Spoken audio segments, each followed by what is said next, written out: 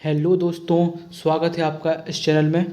जैसा कि आप सभी को मालूम है, हम मध्य प्रदेश पब्लिकेशन की बुक से संपूर्ण मध्य प्रदेश की सीरीज़ कर रहे हैं और ये उसी सीरीज़ का ये 7वां वीडियो है और 7वां चैप्टर है। इससे पहले भी हम 6 वीडियो रिकॉर्ड कर चुके हैं, जिसमें 6 चैप्टरों की संपूर्ण जानकारी को पढ़ चुके हैं। यदि आपने उन वीडियो को नहीं देखा है तो पहले उन वीडियो को जाकर देखिए, तब आपको ये चीज़ें ठीक से क्लियर होंगी और एक लिंक दिमाग पर बनेगा। चलिए, तो समय को बिना गवाए हम आज के वीडियो की शुरुआत करते हैं। आज का हमारा जो चैप्टर है वो चैप्टर नंबर 7 है और मध्य प्रदेश की नदियाँ और अफवाह तंत्र। क्या मध्य प्रदेश की नदियाँ हैं और क्या मध्य प्रदेश का अफवाह तंत्र है, कैसा अफवाह तंत्र है, किन किन अफवाह तंत्रों में मध्य प्रदेश की नदियों को विभाजित किया गया है और क्यों मध्य प्रदेश को नदियों को मायका कहा जाता है। क्या नर्मदा नदी है, क्या ताप्ती नदी है, क्या चंबल नदी है, क्या सोन नदी है, क्या टोंस नदी है, इसके बारे में हम संपूर्ण जानकारी विस्तार से अध्ययन करेंगे। ठीक है, चलिए आइए देखते हैं, शुरुआत करते हैं इस चैप्टर की, जिसमें प्रमुख रूप से दिया गया है कि मध्य प्रदेश की प्रमुख नदियाँ। ये मैप के थ्रू ये बताया गया है कि उत्तर की ओर प्रवाहित होने वाली नदियाँ कौन सी हैं और पूर्व की ओर प्रवाहित होने वाली नदियाँ कौन सी हैं, दक्षिण की ओर प्रवाहित होने वाली नदियाँ कौन सी हैं और पश्चिमी की ओर प्रवाहित होने वाली नदियाँ कौन सी हैं। तो ये मैप आप दिमाग में इसकी फ़ोटो खींच लेंगे आँखों के द्वारा और उसको रिवाइज़ करते रहेंगे बार बार, ताकि यहाँ से आने वाला एक भी क्वेश्चन हमसे गलत ना हो जाए। तो बात करते हैं उत्तर की ओर प्रवाहित होने वाली नदियाँ। इन नदियों में चंबल, शिप्रा, काली सिंध, पार्वती, सिंध, बेतवा, केन और टोंस हैं। ठीक है, एक बार फिर से देखते हैं। चंबल, शिप्रा, काली सिंध, पार्वती, सिंध, बेतवा, केन और टोंस। बिल्कुल क्लियर। आइए अब देखते हैं कि दक्षिण की ओर प्रवाहित होने वाली नदियाँ। हमने पहले उत्तर की ओर प्रवाहित होने वाली नदियों को देखा, अब दक्षिण की ओर प्रवाहित होने वाली नदियों को देखते हैं कि वैनगंगा, पेंच, वर्धा, प्राणहिता और कान्हन ये मुख्य नदियाँ हैं जो दक्षिण की ओर प्रवाहित होती हैं।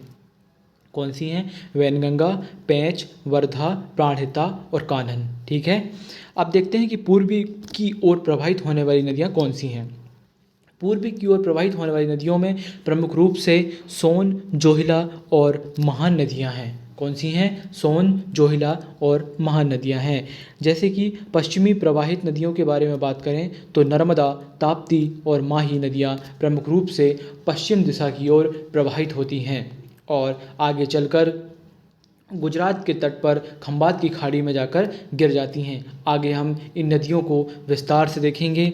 चलिए आगे देखते हैं कि क्या दिया गया है। मध्य प्रदेश की नदियों की लंबाई का क्रम, कि मध्य प्रदेश की लंबी जो नदियां हैं वो सबसे लंबी कौन सी है, फिर उससे छोटी कौन सी है, फिर उसके बाद कौन सी लंबी नदी है। आइए देखते हैं, कुछ 4-5 नदियों के इसके बारे में दिया गया है यहाँ। तो देखते हैं क्या क्रम है। मध्य प्रदेश से कई नदियों का उद्गम होने के कारण इसे नदियों का मायका कहा जाता है। दोस्तों, यदि डायरेक्ट क्वेश्चन पूछा जाए कि नदियों का मायका भारत के किस राज्य को कहा जाता है, तो ये कहा जाएगा हमारे प्यारे मध्य प्रदेश को। मध्य प्रदेश की 5 सबसे बड़ी नदियाँ कौन सी है, आइए देखते हैं। जिसमें सबसे बड़ी नदी है नर्मदा नदी, जिसकी कुल लंबाई 1312 किलोमीटर है और मध्य प्रदेश में लंबाई 1077 किलोमीटर है। कितनी है? 1077। आगे हम इसको डिटेल में देखेंगे। फिर दूसरे नंबर पर आती है चंबल नदी, जिसकी लंबाई 965 किलोमीटर है। फिर आती है तीसरे नंबर पर सोन नदी, जिसकी लंबाई 780 किलोमीटर है और चौथे नंबर पर आती है ताप्ती नदी, जिसकी कुल लंबाई 724 किलोमीटर है। और फिर 5वें नंबर पर आती है बेतवा नदी, जिसकी कुल लंबाई 590 किलोमीटर है। यदि दोस्तों ये आपको याद ना हो तो इसके लिए एक ट्रिक है छोटी सी, वो आप याद रखें। जैसे नाच एसटी बेटी, ठीक है, नाच एसटी बेटी करके ये ट्रिक है। 6 नदियों के लिए है। ठीक है, तो ना से क्या हो जाएगा नर्मदा, चा से चंबल, तीसरे नंबर में एस से सोन, चौथे नंबर पर टी से ताप्ती और पाँचवें नंबर पे बेतवा और लास्ट में टी से हो जाएगा टॉन्स। जैसा कि हम आगे पढ़ेंगे कि मध्य प्रदेश की छठवें नंबर पर जो नदी आती है वो नदी है टॉन्स। देख लिया, पहले नंबर पर नर्मदा नदी, फिर चंबल नदी, सोन नदी, ताप्ती नदी और बेतवा नदी। ये नदियों का क्रम बड़े से घटते क्रम पर ये दिया गया है कि इसकी लंबाई सर्वाधिक है, फिर उससे छोटे के रूप में ये जमाया गया है। चलिए अब देखते हैं आगे विस्तार से। ये छोटा सा मैप दिया हुआ है, इसकी आप फिर से फ़ोटो खींच लेंगे आँखों में और दिमाग में इसको बार बार रिवाइज करते रहेंगे। ठीक है, एक जनरल वे में देखते हैं कि जैसा कि आपको दिख रहा है ये कि विंध्याचल पर्वत है। क्या है? विंध्याचल पर्वत है और उसके नीचे सतपुड़ा पर्वत है। विंध्याचल पर्वत उत्तर में है और दक्षिण में है सतपुड़ा पर्वत श्रेणी, और इन दोनों के बीच से प्रवाहित हो रही है नर्मदा नदी। विंध्याचल पर्वत श्रृंखला उत्तर में है और दक्षिण में है सतपुड़ा पर्वत श्रेणी। इन दोनों के बीच से प्रवाहित हो रही है नर्मदा नदी और सतपुड़ा पर्वत श्रेणी के दक्षिण से प्रवाहित होती है या सतपुड़ा पर्वत श्रेणी के समानांतर ही जो कि पश्चिम दिशा की ओर प्रवाहित होती है, जिसका नाम है ताप्ती नदी। और आपको नीचे की ओर आने पर ये दक्षिण की ओर जो नदियाँ दिख रही हैं ये हैं हमारी वैनगंगा और वर्धा नदी। आगे जाकर ये प्राणहिता नाम से आगे बढ़ती हैं और जाकर गोदावरी नदी में समाहित हो जाती हैं। इसके बारे में भी हम आगे डिटेल में पढ़ेंगे या डिटेल में समझेंगे या जो फैक्ट हैं वो हम अच्छी तरह से याद करेंगे। फिर ये देखते हैं हम माही नदी कुछ इस प्रकार से ऐसे बहती है और ये चंबल नदी ऊपर की ओर जा रही है। फिर ये सिंध नदी है, बेतवा, कैन, टॉन्स या इसी को तमश नदी या तमसा नदी कहा जाता है। फिर ये है सोन नदी। चलिए, आपको मैप क्लियर हो गया होगा, आपने देख लिया होगा एक जनरल वे में कि कौन सी नदी कहाँ किस दिशा में बह रही है, किस स्थान पर लगभग दिख रही है और किस एरिया की ओर ये प्रवाहित हो रही है। ठीक है, आइए आगे देखते हैं विस्तार से। उत्तर की ओर प्रवाहित होने वाली प्रमुख नदियाँ। अभी हमने सिर्फ नाम पढ़ा था कि उत्तर की ओर कौन सी नदियाँ प्रवाहित हो रही हैं। अब हम उनके बारे में डिटेल में समझेंगे कि उत्तर की ओर प्रवाहित होने वाली नदियों के बारे में क्या महत्वपूर्ण तथ्य इस पुस्तक के माध्यम से आपको देने का प्रयास किया गया है। ठीक है, चलिए हम बात कर लेते हैं चंबल नदी की। किस नदी की? चंबल नदी की बात करते हैं। तो चंबल नदी का उद्गम जो होता है जनापाव की पहाड़ी महू इंदौर से हुआ है। चंबल नदी का उद्गम जनापाव की पहाड़ी से होता है और ये इंदौर ज़िले के महू वाले क्षेत्र से चंबल नदी का उद्गम होता है। और चंबल नदी की जो कुल लंबाई है वो है 965 किलोमीटर, 965 किलोमीटर चंबल नदी की कुल लंबाई है। बात करें चंबल नदी के मुहाने की तो चंबल नदी उत्तर प्रदेश के इटावा ज़िले में यमुना नदी में जाकर मिल जाती है। तो चंबल नदी है उत्तर प्रदेश में इटावा ज़िले में जाकर अंतिम रूप से यमुना नदी में जाकर मिल जाती है। तो जो चंबल नदी है वो यमुना नदी तंत्र की सबसे प्रमुख सहायक नदियों में से एक मानी जाती है। ये तथ्य को बिल्कुल ना भूलें क्योंकि डायरेक्ट क्वेश्चन बनता है कि जो चंबल नदी तंत्र है, जो चंबल नदी है वो किस नदी तंत्र का हिस्सा है या किस नदी तंत्र की एक सहायक नदी मानी जाती है। तो उसका डायरेक्ट आंसर होता है कि यमुना नदी तंत्र की ये सहायक नदी है। ठीक है, बात करें चंबल की सहायक नदियाँ। चंबल की कौन सी सहायक नदियाँ हैं, क्या उनके बारे में विस्तार से डिटेलिंग दी गई है।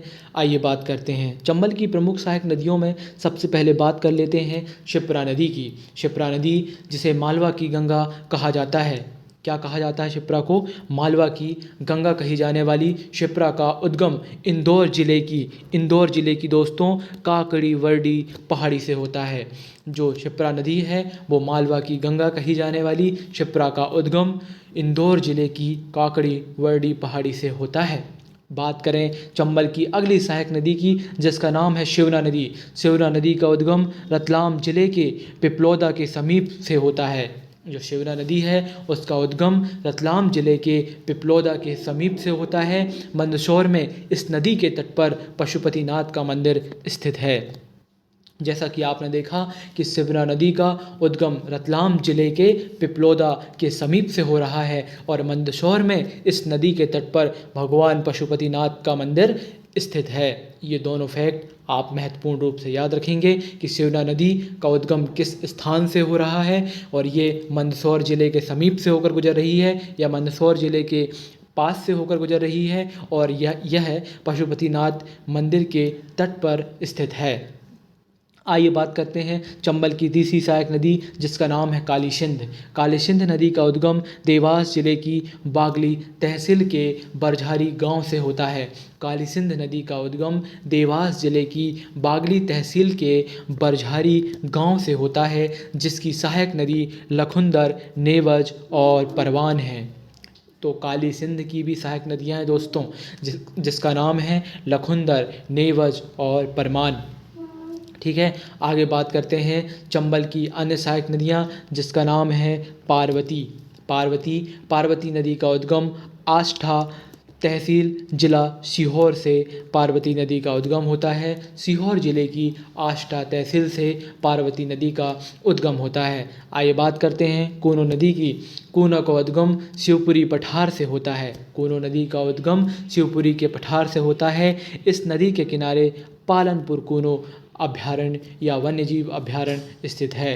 पालनपुर कूनो वन्यजीव अभयारण्य किस नदी के तट पर स्थित है? यह कूनो नदी के तट पर स्थित है और कूनो नदी का उद्गम शिवपुरी के पठार से होता है। बात करें बनास नदी की, जो कि चंबल की सबसे बड़ी सहायक नदी है। चंबल की सबसे बड़ी सहायक नदी कौन सी है? बनास नदी। चंबल की सबसे बड़ी सहायक नदी का उद्गम अरावली पर्वत श्रेणी के कुंभलगढ़ राजस्थान से होता है। तो बनास नदी का उद्गम कहाँ से होता है? कुंभलगढ़ राजस्थान से होता है। जो कुंभलगढ़ राजस्थान है वो अरावली की पर्वत पहाड़ियों पर स्थित है। और बात करें अन्य सहायक नदी, जो कि चंबल की अंतिम सहायक नदी के रूप में हम पढ़ने जा रहे हैं, जिसका नाम है सीप नदी। सीप नदी का उद्गम श्योपुर से होता है। कहाँ से होता है? श्योपुर से होता है। इस पर बंजारा बांध स्थित है। दोस्तों ये आप याद रखें कि बंजारा बांध किस नदी पर स्थित है? बंजारा बांध सीप नदी पर स्थित है, जो कि श्योपुर जिले में स्थित है और सीप नदी चंबल की एक प्रमुख सहायक नदियों में से एक है। आइए देखते हैं चंबल नदी की प्रमुख परियोजनाएं कौन सी हैं। चंबल नदी में चलने वाली प्रमुख जल विद्युत या पेयजल परियोजनाएं कौन सी हैं? आइए उनके बारे में डिटेल से जानते हैं। इन परियोजनाओं में देखें तो 3 परियोजनाएं मुख्य रूप से हमें देखने को मिलती हैं, जिसमें है गांधी सागर, राणा सागर और जवाहर सागर। कौन सी है? गांधी सागर, राणा सागर और जवाहर सागर। इसको हम ट्रिक के रूप में देखते हैं तो इसकी ट्रिक बनती है गरज, ग, र और जा। गा से गांधी, रा से राणा सागर और जा से जवाहर सागर। दोस्तों जो इसे पहली बार पढ़ रहा है उसके लिए ये ट्रिक बहुत ही महत्वपूर्ण होती है, लेकिन जो लोग बहुत पहले से इसको पढ़ चुके हैं उनके लिए ये ट्रिक ऐसा लगता है कोई मजाक चल रहा है। लेकिन यकीन मानिए जो पहली बार इस चीज़ को पढ़ रहा होता है वो किस दौर से गुजर रहा होता है ये पहली बार पढ़ने वाला ही जान सकता है।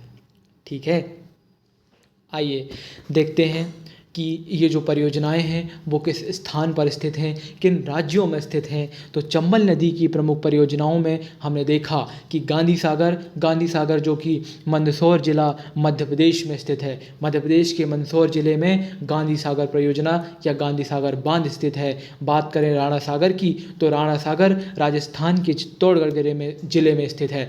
राजस्थान के चित्तौड़गढ़ जिले में स्थित है कौन? राणा सागर बांध। और जवाहर सागर बांध की बारे में बात करें तो ये राजस्थान के कोटा जिले में जवाहर सागर बांध स्थित है। चलिए आई होप आपको याद हो गया होगा। बात करते हैं चंबल नदी पर प्रमुख जल प्रपातों की कि चंबल नदी किन किन जल प्रपातों का निर्माण करती है। एक बार फिर हम जलप्रपातों की जब बात करते हैं तो 3 जलप्रपात चंबल नदी पर प्रमुख रूप से पाए जाते हैं या प्रमुख रूप से विद्यमान हैं, जिनमें चूलिया, शीतला माता और झाड़ीदा 3 प्रमुख हैं। चूलिया, शीतला माता और झाड़ीदा। देखते हैं कौन किस जगह पर स्थित है। जैसे चूलिया भैंसोड़गढ़ कोटा में स्थित है। चूलिया कहाँ है? कोटा ज़िले में है, राजस्थान में। ठीक है, राजस्थान राज्य के कोटा ज़िले के एक छोटा सा स्थान है भैंसरोड़गढ़। यहाँ कौन सा जलप्रपात स्थित है? चूलिया जलप्रपात स्थित है। शीतला माता जो कि इंदौर ज़िले में स्थित है और झाड़ीदाह भी इंदौर ज़िले में है। शीतला माता और झाड़ीदाह जलप्रपात दोनों इंदौर ज़िले में स्थित है। ठीक है, अब चंबल नदी के बारे में कुछ विशेष तथ्य दिए गए हैं। इन विशेष तथ्यों को जानने से पहले हम इस मैप का अवलोकन करेंगे और इस मैप की एक फ़ोटो अपनी आँखों से खींचेंगे और उसको अपने दिमाग में स्टोर करेंगे, ताकि यहाँ से आने वाला हर एक क्वेश्चन हमसे बनना चाहिए। चलिए देखते हैं कि जब चंबल नदी नीचे की ओर से महू इंदौर से निकलती है तो आगे किस तरह प्रवाहित होती है। ये कुछ इस प्रकार से आगे बढ़ती है और आगे बढ़ते हुए दोस्तों इटावा के पास यमुना नदी में या यमुना नदी तंत्र में जाकर समाहित हो जाती है या यमुना नदी तंत्र में जाकर विलुप्त हो जाती है। लेकिन जब ये शुरू होती है और यमुना नदी में जाकर विलुप्त होती है, उस दौरान या उस बीच या उस यात्रा के दौरान इस नदी पर या चंबल नदी पर किन किन नदियों का आकर इसमें संगम होता है या मिलन होता है, आइए उसके बारे में जानते हैं। जैसा कि आपने पढ़ा कि सेवना नदी चंबल की सहायक नदी है जो कि मंदसौर शहर के समीप से होकर गुजरती है और सेवना नदी के पास ही पशुपति नाथ मंदिर स्थित है या उसी नदी के तट पर पशुपतिनाथ शिव मंदिर स्थित है। जब हम परियोजनाओं को देख रहे थे तो हमने 3 परियोजनाओं के बारे में बात की थी। तो 3 परियोजनाएं जो थीं उनमें गांधी सागर परियोजना, राणा सागर परियोजना और जवाहर सागर परियोजना 3 परियोजनाएं थीं जो कि आपको इस मैप में दर्शाई गई हैं। जब हम इसमें सहायक नदियों की बात करते हैं तो हमने देखा सेवना नदी, फिर शिप्रा नदी, काली सिंध नदी, चूलिया जलप्रपात, पार्वती नदी, सीप नदी, कूनो नदी और फिर यहाँ पर दोस्तों ऊपर की ओर से आती है बनास नदी। जब हम आगे बढ़ते हैं तो यहाँ पर है चंबल घड़ियाल केंद्र जो कि मध्य प्रदेश के सबसे उत्तरी ज़िले मुरैना ज़िले के अंतर्गत यह केंद्र आता है। चंबल घड़ियाल केंद्र चंबल नदी पर स्थित है दोस्तों, जो कि मुरैना ज़िले वाले क्षेत्र के अंतर्गत आता है। ठीक है, चलिए जैसा कि हमने चंबल नदी के बारे में विशेष तथ्यों को जानने से पहले हमें मैप देखना ज़रूरी था। अब जान लेते हैं कि चंबल नदी के बारे में क्या ऐसे विशेष तथ्य हैं जो हमें जानना या हमारे लिए परीक्षा की दृष्टि से याद करना अति महत्वपूर्ण माने जाते हैं। यदि हम इन फैक्ट को छोड़ देते हैं तो हमारे लगभग 2 से 3 क्वेश्चन गलत होने की संभावना या नदियों की दृष्टि से हम दूसरे विद्यार्थियों से पीछे रह जाएंगे या उनके तुलना में छोटा महसूस करेंगे। लेकिन यदि हम इनको याद कर लेते हैं या पढ़ लेते हैं तो हम कॉन्फिडेंट महसूस करते हैं और एग्ज़ाम को पास करने की क्षमता रखते हैं या कॉन्फिडेंस रखते हैं। चलिए देखते हैं चंबल नदी अवनाली का अपर्दन अथवा बीहड़ का निर्माण करती है। दोस्तों चंबल नदी अवनाली का अपर्दन या जिसे खड्ड या बीहड़ और इसका तीसरा या चौथा नाम है रिवाइनलैंड। ठीक है, चंबल नदी या अवनाली का अपर्दन का निर्माण करती है, बीहड़ का निर्माण करती है, रिवाइनलैंड का निर्माण करती है या बड़े बड़े खड्डों का निर्माण करती है। ये चारों का अर्थ एक ही है दोस्तों, इसमें आप कंफ्यूज नहीं होंगे। या अवनाली का अपर्दन कहा जाए या बड़े बड़े खड्डों का बात कहा जाए या बीहड़ की बात किया जाए या रेवाइन लैंड की निर्माण की बात की जाए, इन चारों शब्दों का एक ही तात्पर्य है, एक ही अर्थ है। इन सभी का निर्माण चंबल नदी के द्वारा किया जाता है। आइए देखते हैं कि मध्य प्रदेश के बीहड़ प्रभावित जिलों में श्योपुर, मुरैना और भिंड हैं। मध्य प्रदेश के बीहड़ प्रभावित प्रमुख जिले श्योपुर, मुरैना और भिंड हैं। कौन से 3 जिले हैं? श्योपुर, मुरैना और भिंड 3 जिले प्रमुख बीहड़ प्रभावित जिलों में से एक हैं। ठीक है, आगे बात करते हैं कि चंबल नदी पर चंबल घड़ियाल केंद्र जो कि मुरैना ज़िले में स्थित है, जैसा कि हमने मैप में कुछ समय पहले देखा और आपसे उस मैप का फ़ोटो खिंचवाया गया, तो दिमाग में खोलिए उस फ़ोटो को और रिवाइज़ कीजिए कि हमने किस स्थान पर चंबल नदी पर चंबल घड़ियाल केंद्र, या जो मुरैना में स्थित है जिसका अन्य नाम देवरी घड़ियाल केंद्र भी रखा गया है, या जिसे देवरी घड़ियाल केंद्र भी कहा जाता है।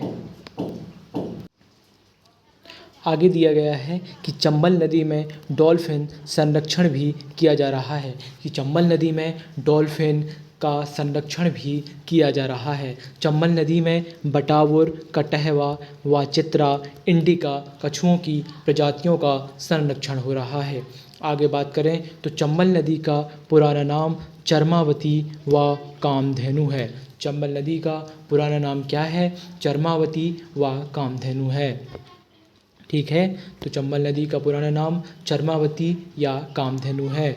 बनास, शीप व चंबल नदी रामेश्वर त्रिवेणी संगम का निर्माण राजस्थान में करती है।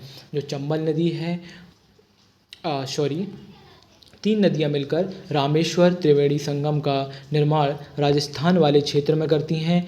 इन 3 नदियों का नाम आप बिल्कुल याद कर लें, बनास, सीप और चंबल। बनास, सीप और चंबल 3 नदियों के संगम को रामेश्वर त्रिवेणी संगम के नाम से जाना जाता है, जिस संगम का निर्माण राजस्थान वाले क्षेत्र में होता है।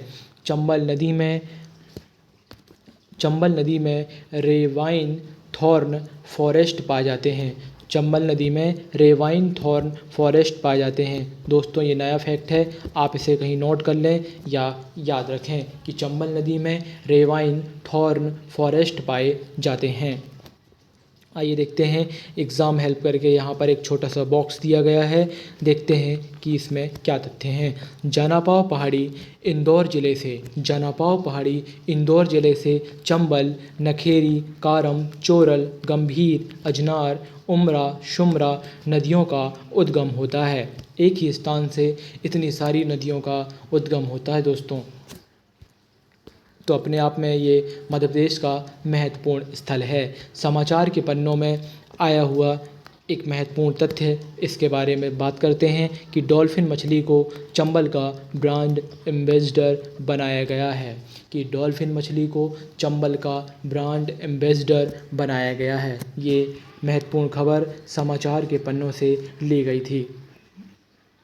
चलिए अब बात करते हैं वेतवा नदी के बारे में। वेतवा नदी के बारे में बात करते हैं कि वेतवा नदी का उद्गम कहाँ से होता है, क्या इस नदी का मुहाना है, क्या वेतवा नदी की लंबाई है, क्या वेतवा नदी की सहायक नदियाँ हैं, क्या चलने वाली इस नदी की परियोजनाएं हैं, क्या इनमें बांध है, और फिर आगे बात करेंगे बेतवा नदी के कुछ विशेष तथ्यों के बारे में।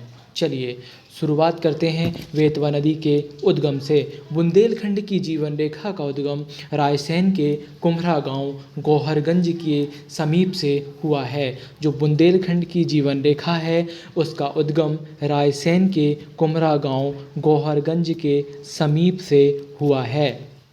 बुंदेलखंड की जीवन रेखा का उद्गम रायसेन, मतलब बेतवा नदी को बुंदेलखंड की जीवन रेखा कहा जाता है दोस्तों, जिसका उद्गम रायसेन जिले के कुम्हरा गांव गोहरगंज के समीप से हुआ है। बात करें इसके मुहाने की तो बेतवा नदी उत्तर प्रदेश के हमीरपुर ज़िले में यमुना में जाकर मिल जाती है। तो बेतवा नदी भी यमुना नदी तंत्र की एक सहायक नदी है जो कि उत्तर प्रदेश के हमीरपुर ज़िले के समीप पर जाकर यमुना नदी में मिलती है। बात करें बेतवा नदी की लंबाई की तो इसकी कुल लंबाई 590 किलोमीटर है और मध्य प्रदेश वाले क्षेत्र में यह मात्र 232 किलोमीटर प्रवाहित होती है। तो बेतवा नदी की कुल लंबाई 590 किलोमीटर है और मध्य प्रदेश में है 232 किलोमीटर प्रवाहित होती है। बेतवा की सहायक नदियाँ कौन सी है देखते हैं। ये हैं बीना, धसान और जामनी। बीना, धसान व जामनी बेतवा की सहायक नदियाँ हैं। बेतवा नदी की प्रमुख परियोजनाओं की बात करें कि बेतवा नदी पर किन किन परियोजनाओं का निर्माण किया गया है, किन किन बांधों का निर्माण किया गया है, आइए विस्तार से जानते हैं। पहली परियोजना है सम्राट अशोक सागर परियोजना या जिसका दूसरा नाम हलाली परियोजना है जो कि विदिशा जिले में स्थित है। दूसरी परियोजना है राजघाट परियोजना जिसका अन्य नाम रानी लक्ष्मीबाई परियोजना भी है। यह परियोजना मध्य प्रदेश व उत्तर प्रदेश की संयुक्त परियोजना है। फिर बात करें तीसरी परियोजना जिसका नाम है माता टीला परियोजना। माता टीला परियोजना भी मध्य प्रदेश व उत्तर प्रदेश की संयुक्त परियोजना है। और फिर अंतिम और चौथी परियोजना जिसका नाम है परीक्षा परियोजना। परीक्षा परियोजना उत्तर प्रदेश की परियोजना है, मतलब इंडिविजुअल ये उत्तर प्रदेश की परियोजना है। ठीक है, आई होप कि आपको ये समझ में आया होगा और आपको ये याद हो गया होगा। ठीक है, यदि याद नहीं हुआ तो आप वीडियो को पीछे करके एक बार फिर से सुन लें तो आपको अच्छी तरह से याद हो जाएगा। चलिए, जैसा कि हमने देखा था या सुना था कि विशेष तथ्य भी इसमें दिए गए हैं और विशेष तथ्य पढ़ना किस दृष्टि से महत्वपूर्ण है ये आप वीडियो में पहले सुन चुके हैं। चलिए, बेतवा की सहायक नदी बीना नदी के किनारे आशागोद गांव में बीना तेल रिफाइनरी स्थित है। क्या है? बीना तेल रिफाइनरी स्थित है। बेतवा की सहायक नदी बीना नदी के किनारे आगाशोद गांव में बीना तेल रिफाइनरी स्थित है। आगे देखते हैं कि बीना नदी के किनारे सागर जिले में स्थित एरन नामक स्थान में सती प्रथा के साक्ष्य मिले हैं। एरन नामक स्थान पर सती प्रथा के साक्ष्य मिले हैं। बेतवा नदी को बुंदेलखंड की गंगा व मध्य प्रदेश की गंगा जिसको प्रदूषण के आधार पर कहा जाता है। तो बेतवा नदी को सबसे पहले तो बुंदेलखंड की गंगा कहा जाता है और दूसरे नंबर पर मध्य प्रदेश की गंगा कहा जाता है। दोस्तों, बेतवा नदी को मध्य प्रदेश की गंगा कहने का आधार प्रदूषण है, मतलब मध्य प्रदेश में सर्वाधिक प्रदूषण बेतवा नदी पर पाया जाता है। ठीक है, बात करें बेतवा का आइलैंड देवगढ़ के किले को कहा जाता है। देवगढ़ का किला जो कि उत्तर प्रदेश राज्य में स्थित है। तो बेतवा नदी का आइलैंड किसको कहा जाता है? देवगढ़ के किले को कहा जाता है जो कि उत्तर प्रदेश राज्य में स्थित है। भालकुंड या राहतगढ़ जलप्रपात बीना नदी पर सागर जिले में स्थित है। जो भालकुंड या जिसका दूसरा नाम राहतगढ़ जलप्रपात है जो कि बीना नदी पर सागर जिले में स्थित है। अब देख लेते हैं कि बेतवा के किनारे स्थित शहर, बेतवा के किनारे कौन से शहर स्थित हैं। इनमें हैं प्रमुख रूप से विदिशा, भोजपुर, सांची, चंदेरी और ओरछा। दोस्तों, ये डायरेक्ट क्वेश्चन बनता है कि बेतवा नदी के किनारे स्थित शहर कौन सा है, या 3 नाम ऐसे दे दिए जाएंगे जो बेतवा नदी के किनारे स्थित है और चौथा ऐसा नाम दिया जाएगा जो उसके किनारे नहीं है और पूछा जाएगा कि निम्न में से कौन सा शहर बेतवा नदी के किनारे स्थित नहीं है। फिर हमें उसमें आंसर चुनना होगा। तो आप याद कर लें, विदिशा, भोजपुर, सांची, चंदेरी और ओरछा। ओरछा में बेतवा नदी को सतधारा के नाम से जाना जाता है। बेतवा नदी को ओरछा में किस नाम से जाना जाता है? सतधारा के नाम से बेतवा को जाना जाता है। आइए देखते हैं मैप में क्या दर्शाया गया है। ठीक है, जैसा कि नदी निकलती है रायसेन के कुम्हरा गांव से और आगे की ओर बढ़ती है। जब ये आगे की ओर बढ़ती है तब इसमें भोजपुर, सांची, विदिशा, चंदेरी आदि शहर इसकी यात्रा के दौरान पड़ते हैं। और बात करें परियोजनाओं की तो जैसा कि हमने पहले देखा, सम्राट अशोक सागर परियोजना, राजघाट परियोजना और भालकुंड जलप्रपात भी है यहाँ। और फिर इधर से मिलती है बीना नदी, नीचे वाले एरिया से जामनी नदी, धशान नदी, जामनी, धशान, बीना, ये नदियाँ आकर मिलती हैं। और ऊपर की ओर है माता टीला बांध और फिर इसी में है परीक्षा बांध। फिर अंतिम रूप से यह नदी हमीरपुर ज़िले के समीप यमुना नदी पर जाकर समाहित हो जाती है या यमुना नदी पर जाकर विलुप्त हो जाती है। ठीक है, चलिए अब देख लेते हैं। ये बॉक्स दिया गया है, ठीक है, लेकिन अभी हम इसको पढ़ेंगे तो दिक्कत हो जाएगी, तो आप इसको देख लें एक बार, ठीक है, या इसका स्क्रीनशॉट ले लें। ये हमको लास्ट में काम पड़ेगा, जब हम सारी नदियों के उद्गम के बारे में पढ़ लेंगे तब आपको ये चीज़ें क्लियर होंगी। यदि हम ऐसे बीच में पढ़ लेंगे तो आपको लगेगा कौन सी नदी कहाँ से निकली, आप कंफ्यूज हो जाएंगे। इसलिए हम धीरे धीरे जानते हैं कि कौन सी नदी कहाँ से निकल रही है और कहाँ जाकर समाहित हो रही है। ठीक है, आइए जानते हैं सिंध नदी के बारे में। दोस्तों, सिंध नदी का उद्गम लटेरी तहसील सिरोंज के समीप विदिशा से होता है। सिंध नदी का उद्गम लटेरी तहसील सिरोंज के समीप विदिशा जिले से सिंध नदी का उद्गम होता है। इसका मुहाना सिंध नदी उत्तर प्रदेश के जालौन जिले में यमुना में जाकर मिल जाती है। तो सिंध नदी भी यमुना की सहायक नदी है और सिंध नदी की कुल लंबाई है 470 किलोमीटर। 470 किलोमीटर या 470 किलोमीटर सिंध नदी की कुल लंबाई है। बात करें सहायक नदियों की, सहायक नदियाँ कौन सी हैं? इन नदियों में कुंवारी, मऊहर और पाहुज नदियाँ आती हैं। कुंवारी, मऊहर और पाहुज नदियाँ सिंध नदियों की सहायक नदियाँ में आती हैं। ठीक है, बात करें सिंध नदी पर स्थित प्रमुख परियोजनाओं की तो इन परियोजनाओं में प्रमुख परियोजनाएं हैं। पहली मड़ीखेड़ा परियोजना, जिसे मोहिनी सागर परियोजना भी कहा जाता है। कौन सी? मड़ीखेड़ा या मोहिनी सागर परियोजना भी कहा जाता है, जो कि शिवपुरी ज़िले में स्थित है। कहाँ स्थित है? मड़ीखेड़ा परियोजना या मड़ीखेड़ा बांध या मोहिनी सागर परियोजना, यह शिवपुरी ज़िले में स्थित है और सिंध नदी पर स्थित है। आगे बात करें गोपी कृष्ण बांध की तो गोपी कृष्ण बांध चौपन नदी गुना पर स्थित है। चौपन नदी पर स्थित है, गुना ज़िले में स्थित है। अब दोस्तों आपको लग रहा होगा ये चौपन नदी बीच में कहाँ से आ गई? तो चौपन नदी सिंध नदी की अन्य छोटी सहायक नदी है जो कि गुना ज़िले में प्रवाहित होती है। तो चौपन नदी पर गोपी कृष्ण बांध बना हुआ है। आइए देखते हैं विशेष तथ्य। सिंध नदी के बारे में क्या विशेष तथ्य दिए गए हैं। विशेष तथ्य जानने से पहले समाचार पन्नों में क्या दिया गया था देख लेते हैं। समाचार पन्नों से सिंध नदी में दिखी सकर मछली। कौन सी मछली? सकर मछली सिंध नदी पर देखी गई थी कुछ समय पहले।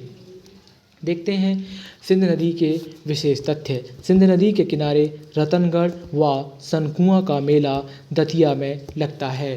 जो सिंध नदी है उसके किनारे रतनगढ़ व सनकुआ का मेला दतिया में लगता है। ठीक है, बात करें सिंध नदी गुना और अशोकनगर ज़िले के मध्य सीमा बनाती है।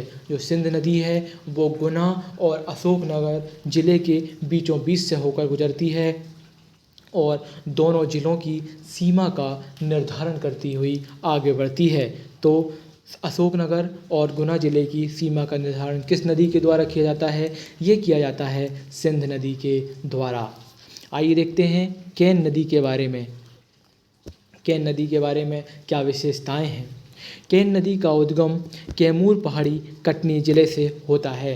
केन नदी का उद्गम कैमूर की पहाड़ी कटनी ज़िले से होता है, जिसका मुहाना उत्तर प्रदेश के बांदा ज़िले में यह यमुना में जाकर प्रवाहित हो जाती है या यमुना में जाकर विलुप्त हो जाती है। तो केन नदी यमुना की प्रमुख सहायक नदी है, जिसकी लंबाई मध्य प्रदेश में कुल 427 किलोमीटर है और मध्य प्रदेश के सिर्फ मतलब जो केन नदी है उसकी कुल लंबाई 427 किलोमीटर है और मध्य प्रदेश वाले क्षेत्र की बात करें तो यह 292 किलोमीटर क्षेत्र में प्रवाहित होती है।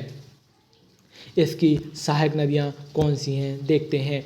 केन नदी की प्रमुख सहायक नदियों में सोनार, गुदैन, श्यामरी, मीर हसन, उर्मिल और चंद्रावल हैं। मीर हसन को मीढ़ासन के नाम से भी जाना जाता है। तो केन नदी की प्रमुख सहायक नदियों में सोनार, गुदैन, श्यामरी, मीर हसन या मीढ़ासन, उसके पश्चात उर्मिल और चंद्रावल, ये केन की प्रमुख सहायक नदियां हैं।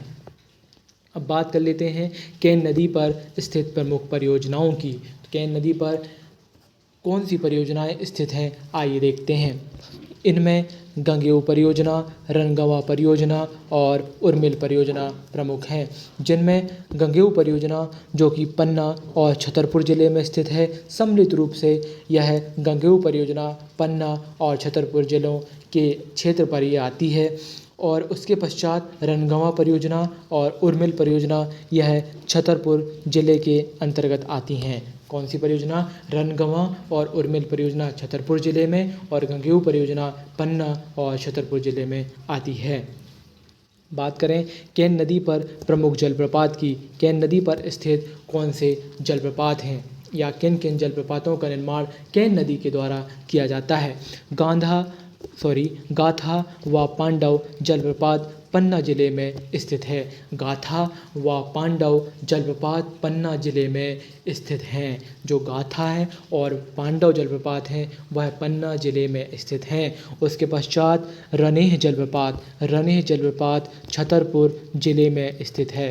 तो दोस्तों 3 जलप्रपात हमने पढ़ा जो कि केन नदी पर स्थित हैं, गाथा, पांडव और रनेह, जिनमें गाथा और पांडव पन्ना जिले में स्थित है और तीसरा रनेह जलप्रपात छतरपुर जिले में स्थित है। चलिए देख लेते हैं विशेष तथ्य कि केन नदी के बारे में क्या विशेष तथ्य दिए गए हैं। जैसा कि दोस्तों आप सभी को मालूम है, विशेष तथ्यों को जानने से पहले हम जानते हैं कि इस नदी का ओरिजिन कहाँ से हुआ, क्या इसका मैप है, क्या इसमें चीज़ें दर्शाई गई हैं। आइए इसका फ़ोटो हम आँखों के द्वारा खींचते हैं। जैसा कि आपको दिख रहा होगा, सबसे नीचे यह नदी अहिर गांव, रीठी तहसील, कटनी ज़िले से निकल रही है। और आगे बढ़ते हुए इस नदी में किन किन छोटी नदियों का मिलन हो रहा है, आइए जानते हैं उनके संगम को। सोनार नदी, श्यामरी नदी, गुदैन नदी, मीर हसन नदी, फिर इस वाले एरिया में पन्ना टाइगर रिजर्व भी स्थित है। तो केन नदी के समीप पन्ना टाइगर रिजर्व स्थित है। फिर जब ऊपर की ओर बढ़ते हैं तो हम देखते हैं यहाँ गंगेऊ बांध भी बना हुआ है, रनेह जलप्रपात भी स्थित है, केन घड़ियाल केंद्र भी केन नदी के पास स्थित है। फिर यहाँ पर उर्मिल नदी आकर मिल रही है, चंद्रावल नदी भी आकर मिल रही है और दोस्तों चिल्ला घाट, बांदा, उत्तर प्रदेश के समीप यह नदी अंतिम रूप से यमुना नदी में समाहित होकर विलुप्त हो जाती है। चलिए देख लेते हैं अब विशेष तथ्य की। विशेष तथ्य क्यों महत्वपूर्ण है ये आप बखूबी जानते हैं। केन नदी का पुराना नाम सूक्तिमती और दीर्णावती है।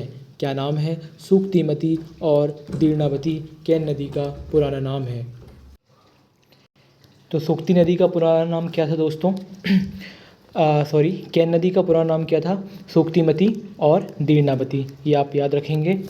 आगे देखते हैं केन नदी पर केन घड़ियाल केंद्र पन्ना व छतरपुर सीमा पर स्थित है। जो केन घड़ियाल केंद्र है वो पन्ना और छतरपुर ज़िले की सीमा पर स्थित है।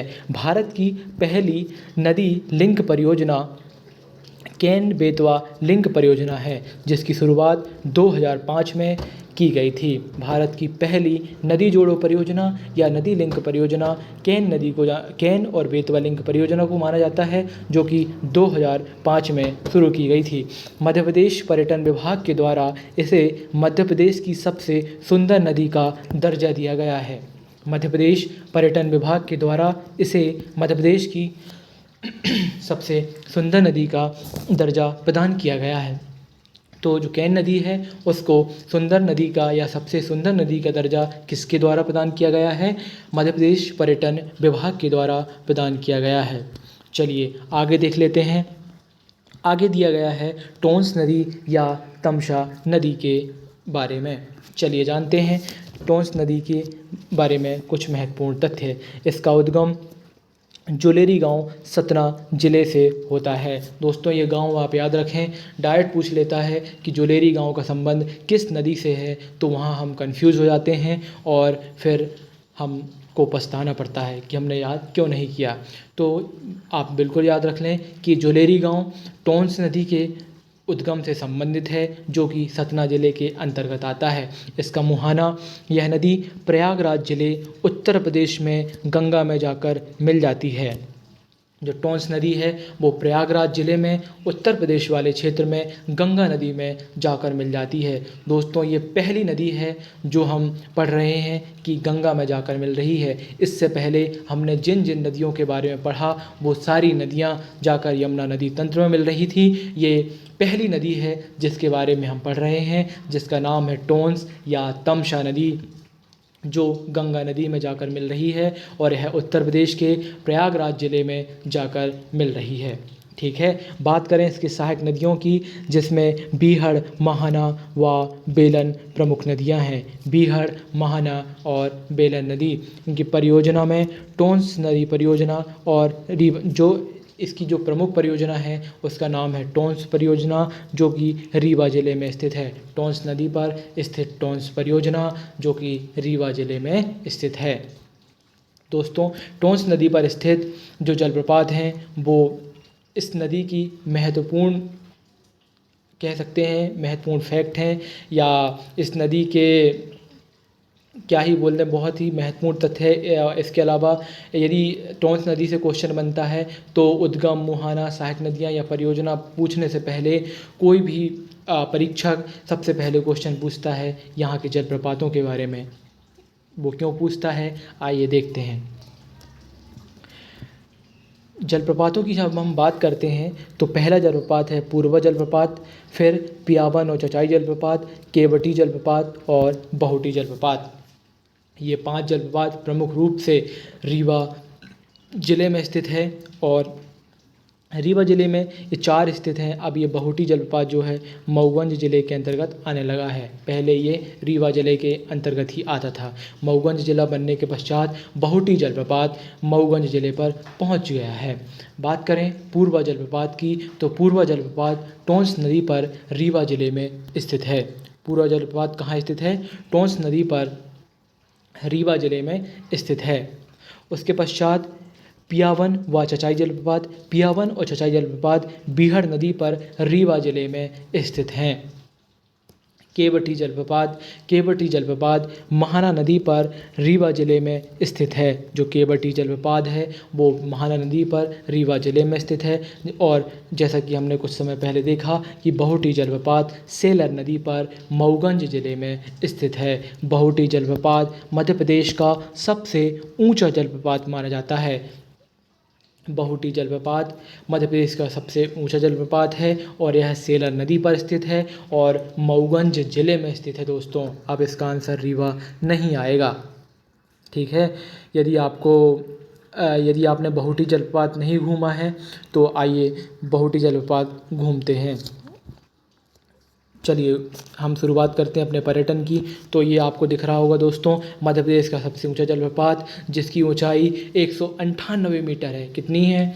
बिल्कुल ध्यान से देखिएगा, पानी गिर रहा है और इसकी ऊंचाई 198 मीटर है। नाम है बहुटी जलप्रपात, नदी है सेलर नदी और ये आपने घूम लिया होगा। चलिए दोस्तों ये थी मेंटोस ज़िंदगी। अब आते हैं आम जिंदगी में। ठीक है, ये नदी का फिर से एक बार डायग्राम आपके सामने है और देखते हैं इसमें क्या दिया गया है। दोस्तों ये जो बॉक्स दिया गया है, जब हम चैप्टर ये कंप्लीट करेंगे उसके अंतिम भाग में इन चीज़ों को हम कवर करेंगे ताकि कोई भी फैक्ट हमसे छूटे ना, क्योंकि अगर हम अभी देखते हैं तो चीज़ें ठीक तरीके से याद नहीं होगी, क्योंकि हम सारी नदियों को डिटेल में नहीं पढ़े हैं अभी तक, सिर्फ आधी नदियों को ही अभी तक पढ़ पाए हैं। ठीक है, जैसे ही पूरी होंगी ये टेबल आपको करवा दी जाएंगी। चलिए, सतना ज़िले के अमरपाटन से टोंस नदी निकलती है। सतना ज़िले के अमरपाटन या यहीं पर स्थित है जुलेरी गांव। अब देखते हैं इनकी सहायक नदियां और स्थित प्रमुख जलप्रपातों की। ये जो जाल सा बना हुआ है यहाँ है जुलेरी गांव सतना, यहाँ से ये नदी निकलती है। फिर इधर नीचे है बीहड़ नदी, यहाँ महाना नदी। फिर ऊपर ये जो टोंस नदी जा ही रही है, यहाँ स्थित है टोंस नदी पर स्थित है पूर्व जलप्रपात। और यहाँ है बेलन नदी जो कि सोनभद्र यूपी वाले क्षेत्र की तरफ से आती है। यहाँ है बहुटी जलप्रपात जो कि मऊगंज वाले क्षेत्र से आती है, जो कि सेलर नदी पर स्थित है। और ये है खैरा कनकशरा जो कि बिछिया नदी है, और यहीं पर स्थित है पियावन जलप्रपात। ये हम डिटेल में पढ़ चुके हैं, ज़्यादा लोड लेने की ज़रूरत नहीं है। आप एक मैप में देख लें और एक दो बार इसको ढंग से सुन लें तो आपको चीज़ें याद हो जाएंगी। चलिए आगे बढ़ते हैं। आगे क्या दिया हुआ है, मध्य प्रदेश की नदियों के अन्य नाम क्या दिए हुए हैं और मध्य प्रदेश की महत्वपूर्ण नदियों की लंबाई, है ना। तो दोस्तों जैसा कि आपको बताया गया कि ये टेबल हम लास्ट में देखेंगे, ठीक है। और चलिए एक बार इनको देख ही लेते हैं, ये कुछ ज़्यादा ही महत्वपूर्ण है। जैसे नदी दिया गया है और नदी के अन्य नाम और प्राचीन नाम। तो वेतवा नदी का पुराना नाम क्या है? वेतवा नदी का पुराना नाम है वेत्रवती। चंबल नदी का पुराना नाम है कामधेनु, चर्मवती और नित्यवाही। कामधेनु, चर्मावती और नित्यवाही। नर्मदा नदी का अन्य नाम है या प्राचीन नाम है शिवपुत्री या रेवा। तमसा नदी का अन्य नाम है टोंस या तमश। और केन का अन्य नाम है कर्णवती और शुक्तिमती। फिर शिप्रा का पुराना नाम है शिव की बहन। हाँ, ये नया नाम है दोस्तों, याद रखें। ये शिप्रा का अन्य नाम क्या है? शिव की बहन। सोन नदी का अन्य नाम है नंद नदी। सोन नदी को क्या कहा जाता है? नंद नदी। जैसा कि हम ये टेबल एक बार और देख चुके हैं, तो जैसे नर्मदा सबसे लंबी नदी है 1312 किलोमीटर, चंबल 965 किलोमीटर, सोन 780 किलोमीटर, ताप्ती नदी 724 किलोमीटर, बेतवा नदी 590 किलोमीटर, माही नदी 583 किलोमीटर, वैनगंगा नदी 569 किलोमीटर और सिंध नदी 470 किलोमीटर और केन नदी 427 किलोमीटर प्रवाहित होती है। तो दोस्तों हमने ये देखा, ये चैप्टर काफ़ी महत्वपूर्ण है और महत्वपूर्ण है इसीलिए ये चैप्टर बहुत बड़ा भी है, क्योंकि मध्य प्रदेश को नदियों का मायका कहा जाता है। इसको एक वीडियो में करना संभव नहीं है, क्योंकि यदि एक वीडियो में करने की कोशिश करेंगे तो वीडियो की गुणवत्ता या पढ़ाने की गुणवत्ता में कमी आएगी, जो कि मैं नहीं चाहता कि पढ़ाई की दृष्टि से कोई भी कोताही बरती जाए। इसलिए हम आगे का चैप्टर अगले वीडियो में देखेंगे कि आगे की क्या नदियां हैं, क्या इसमें पूर्वी प्रवाहित प्रमुख नदियां कौन सी हैं। जैसे सोन नदी के बारे में दिया गया है, इसका मैप है, और फिर ये पश्चिमी प्रवाहित नदियां हैं। इन सब के बारे में हम डिटेल में आगे जानेंगे, अगले वीडियो में देखेंगे। यदि आपको वीडियो पसंद आया होगा तो चैनल को लाइक कर दें, सब्सक्राइब ज़रूर कर दें, ताकि अगले वीडियो का नोटिफिकेशन आपके पास आसानी से पहुंच जाए, आपको वीडियो ढूंढने में कोई भी परेशानी महसूस ना हो। चलिए, पूरा वीडियो देखने के लिए आपका बहुत बहुत धन्यवाद। मिलते हैं हमारे नए और अगले वीडियो में, तब तक के लिए बहुत बहुत धन्यवाद।